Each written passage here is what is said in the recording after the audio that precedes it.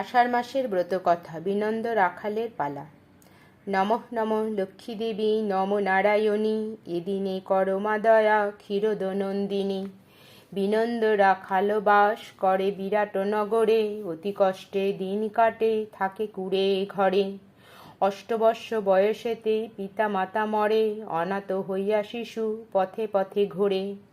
মালাকার গৃহে থাকি করে গোচারণ, এই রূপে বিনন্দ করে উদর পূরণ।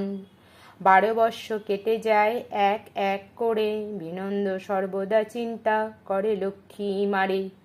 নিত্যকার মতো গরু লয়ে মাঠে যায়, সহসা ভীষণ ঝড় উঠিল তথায়।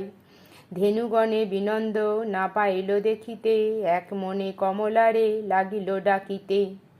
ভক্তাধীনা লক্ষ্মীমাতা ভক্তেরও কান্নায়, বিনন্দেরে নিকটেতে আসিল তরাই। আসি লক্ষ্মী বিনন্দেরে কোলে তুলে নন, ভয় নাই ওরে বাছা করো না ক্রন্দন। এতদিন দুঃখ পেলেই চড়াই এগোধন, আমি যাহা বলি এবে করহ শ্রবণ। চাকুরিতে কোনো দিন দুঃখ নাহি যাবে, কৃষিকার্য করো যদি সুখেতে থাকিবে।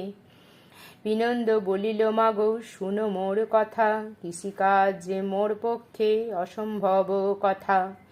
বীজ ধান কোথা পাবো বলদ লাঙ্গল, এসব না হলে মাগো কে করিবে হল।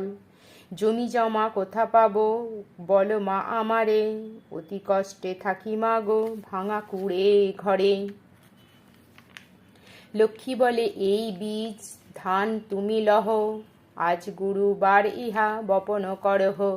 লাঙল বলদ কিছু নাহি প্রয়োজন, শুধু তুমি এই ধান্য করহ বপন। ভাগাড় শ্মশান আদি যত পোড়ো জমি, এই ধান লয়ে বাছা বুনে এসো তুমি। বিনন্দ প্রণাম করি লক্ষ্মীর চরণে, লক্ষ্মীর আদেশ মতো ধাম দিল বুনে।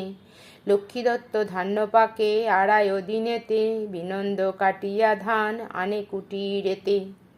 তথাকার রাজা ছিল অতি দুরাচারী, বিনন্দেরে বলে ধান করেছিস চুরি। দূতগণে ডাকি রাজা আদেশ করিল, বিনন্দেরে যত ধান সব কেড়ে নিল।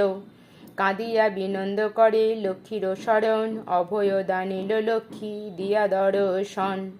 স্বপ্নে লক্ষ্মী মহারাজে লাগিল বলিতে, বিনন্দ আমার পুত্র জানিও মনেতে। কন্যাসহ তারে তুমি অর্ধরাজ্য দিবে, আদেশ লঙ্ঘিলে রাজ্য ছাড়ে খাড়ে যাবে। এই রূপে রাজারে লক্ষ্মী স্বপ্ন দেশ দিল, ভয় পেয়ে মহারাজ কাঁপিতে লাগিল। বিনন্দেরে আনি রাজা নিজ অন্তঃপুরে, কন্যাসহ অর্ধরাজ্য দিল বিনন্দেরে। যথাকালে সেই রাজা পরলোকে গেল, রাজা হয়ে বিনন্দ সিংহাসনেতে বসিল। মহাসুখে বিনন্দ তথায় রাজ্য করে, প্রতি গুরুবারে লক্ষ্মী পূজে ভক্তি ভরে। শঙ্কর প্রণাম করি লক্ষ্মীর চরণে, বিনন্দের পালা শেষ করিল এখানে।